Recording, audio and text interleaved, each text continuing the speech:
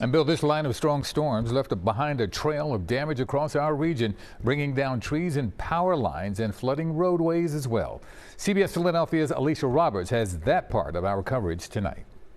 Strong winds uprooted this massive evergreen tree in Cherry Hill, tossing it directly onto the back of this man's home on Pebble Lane.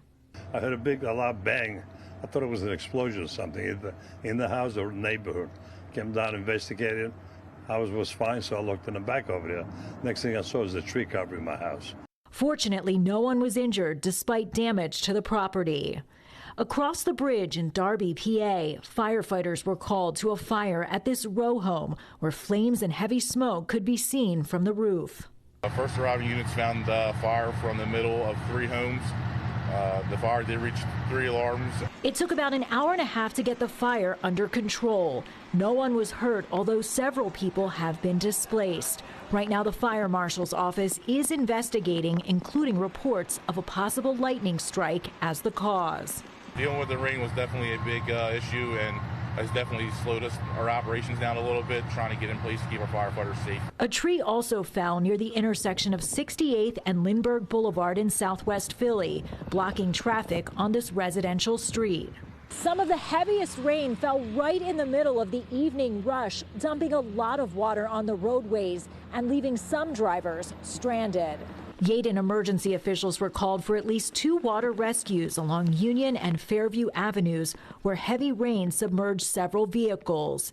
Despite signs posted and police set up to block off the area, some cars could be seen driving through standing water trying to turn around, something officials warn is dangerous. Alicia Roberts, CBS News, Philadelphia. It was tough getting around. The severe weather impacted travel in a big way. CBS Philadelphia's Aziza Shuler continues our coverage from Philly International. Wednesday started with 668 flights scheduled at Philadelphia International Airport. Early on, at least 30 inbound flights were canceled as storms and high winds swept through the Midwest, eventually moving east. The New York, New Jersey area airports have been dealing with the wind all day. There's a ground stop for JFK right now for wind. LaGuardia, Newark have delays due to wind. Reagan Nationals had some issues today. By the afternoon, heavy rain and strong winds forced the FAA to issue an inbound ground stop at PHL for about an hour, disrupting travel for thousands. This time of year, the weather is so unpredictable. You know, it was 60 degrees and then you have a front comes through and it goes back to feeling like January.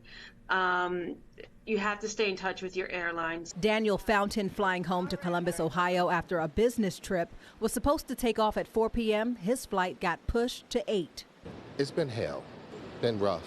It's the rain, delays, it's just been rough today. I am exhausted. I just want to go, get home, put my feet up, and do nothing today. Bad weather not only affected airspace. Traffic was messy. On the Schuylkill Expressway, clogged drains sent floodwaters spilling onto the road, shutting down part of the eastbound lanes near Montgomery Avenue. The closure backed up rush hour traffic until PennDOT crews were able to clear the debris.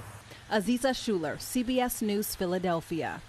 As this system moves out, you can always find the updated next weather forecast on cbsphiladelphia.com/weather.